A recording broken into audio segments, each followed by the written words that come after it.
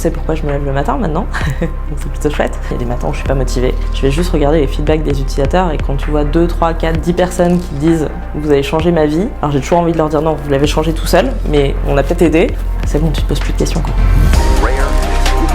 About what it means to be product manager. You're a driven company. I want to do an interview with Ellen Glue.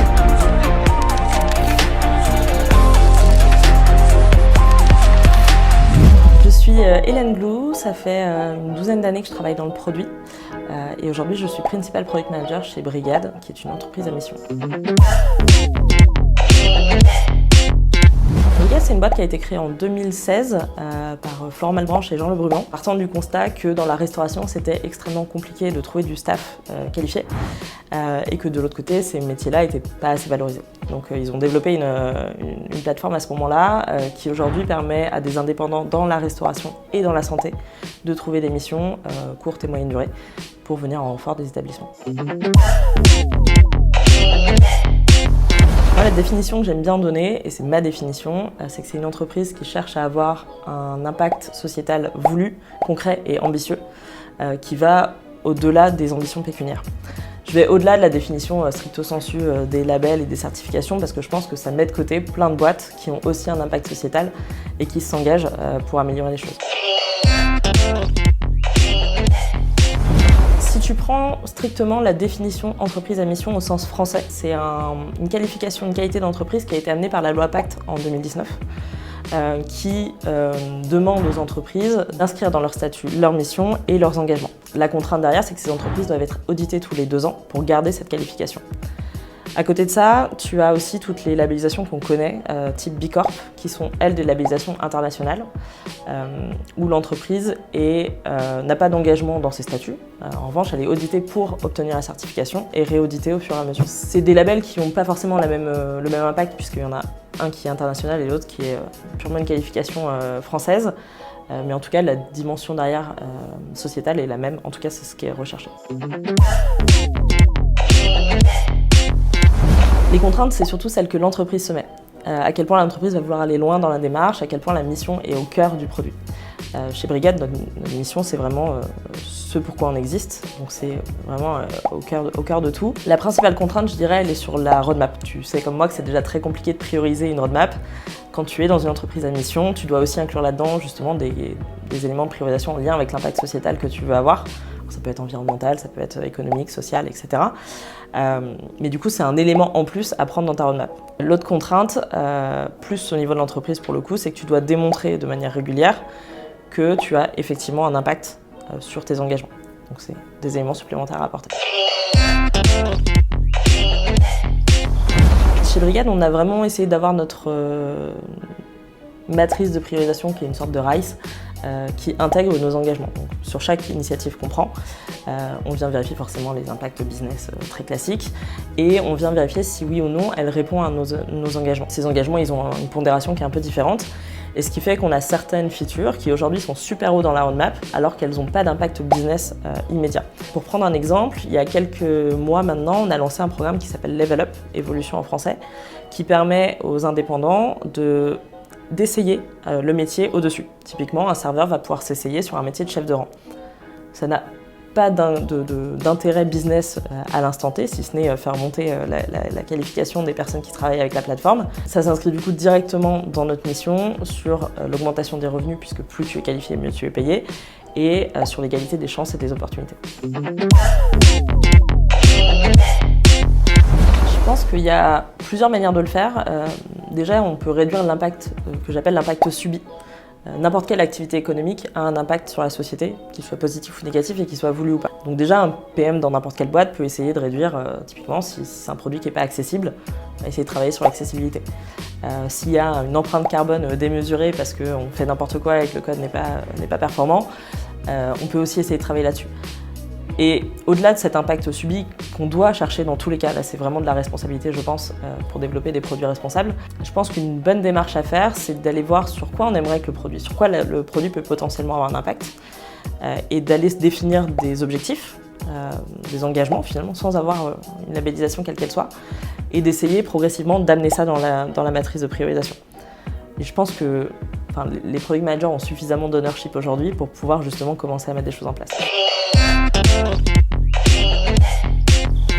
Pour moi, avoir de l'impact, c'est pas juste limiter l'impact négatif qu'on peut avoir. C'est vraiment de se mettre dans un mindset que ton produit peut faire bouger les choses pour la société.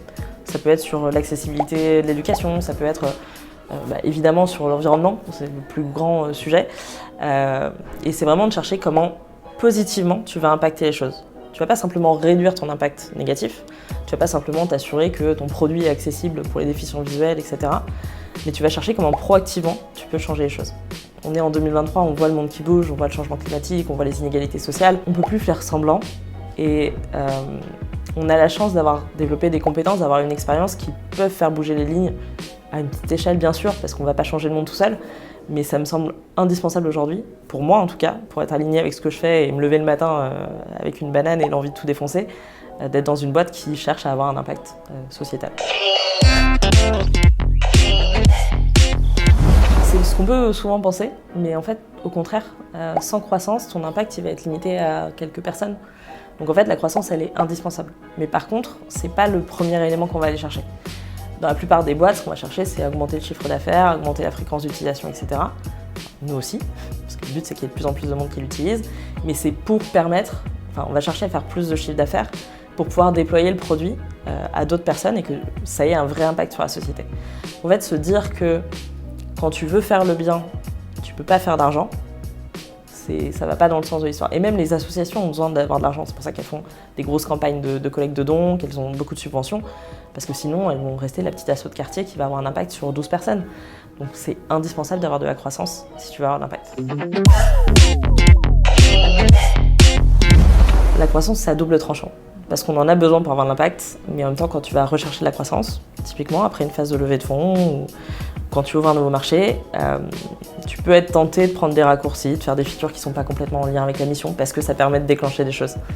Et ça, je pense que c'est le plus gros compromis qu'un PM doit faire quand on est dans une boîte à mission, c'est de s'assurer que cette feature qu'on va peut-être développer pour débloquer un gros client, etc., elle a in fine un impact quand même positif. Je pense que le principal challenge, et on en parle beaucoup en plus en ce moment dans le milieu, c'est sur la santé mentale.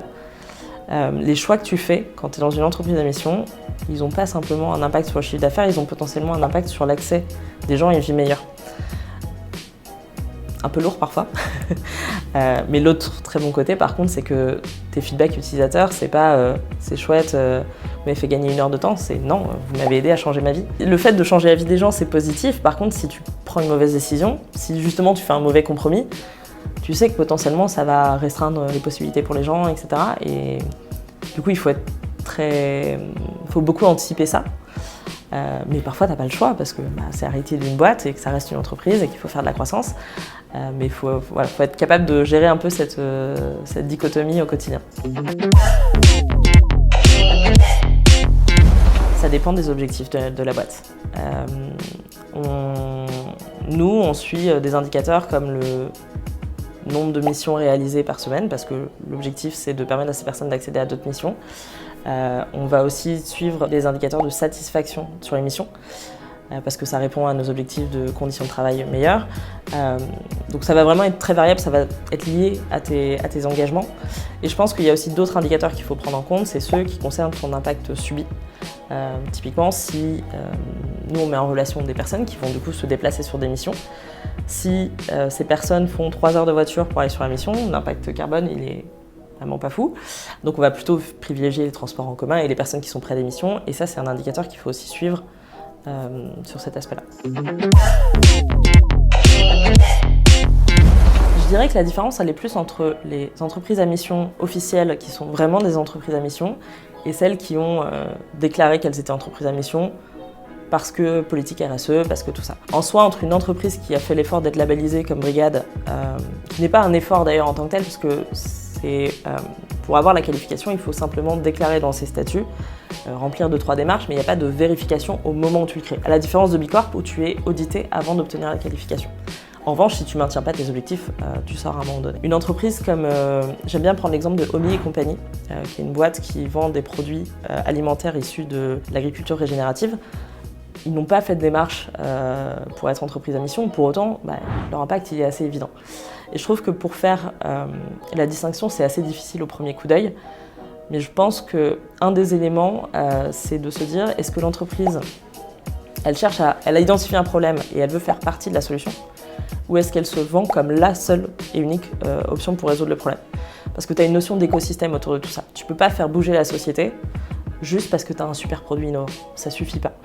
Brigad, on va pas résoudre les problèmes de travail non déclaré ou d'inégalité des chances juste avec notre produit. On participe, mais on n'est pas les seuls. Donc je pense que ça, c'est un bon premier créneau. Et ensuite, je pense que les boîtes qui ont été créées dans le sens de la mission sont, à mon sens, potentiellement un peu plus honnêtes dans la démarche que des boîtes qui sont venues a posteriori apporter une couche sociétale sur leurs produits. Ça ne veut pas dire que ces boîtes-là n'ont pas d'impact, c'est pas du tout ce que je dis, c'est très bien qu'il y en ait, mais la démarche intellectuelle n'est pas tout à fait la même. Déjà, je sais pourquoi je me lève le matin maintenant, donc c'est plutôt chouette. Quand j'ai un coup de mou, parce que ça arrive à tout le monde, il y a des matins où je ne suis pas motivée, je vais juste regarder les feedbacks des utilisateurs et quand tu vois 2, 3, 4, 10 personnes qui disent « vous avez changé ma vie », alors j'ai toujours envie de leur dire « non, vous l'avez changé tout seul, mais on a peut-être aidé », c'est bon, tu te poses plus de questions, quoi. J'ai envie de continuer à creuser le sujet de l'impact sociétal quand on fait du produit. J'ai fait une conférence il y a quelques mois, j'en ai potentiellement une autre qui arrive. Et je pense qu'on en parle encore assez peu, donc j'ai envie de creuser ça et de continuer à proposer du contenu sur le sujet. Et en parallèle de ça, je continue à travailler pour Brigad, mais j'ai aussi envie de pouvoir accompagner des boîtes peut-être plus récentes, peut-être qui démarrent un peu plus, mais qui ont vraiment envie d'avoir cette démarche d'impact. J'ai été ravie d'accueillir Hélène sur ma chaîne dans le cadre de la série Product Zoom Interview. J'espère que cette interview t'a plu, que tu as appris des choses. Et si cette vidéo t'a inspiré et motivé, n'hésite pas à liker et à t'abonner. Ciao!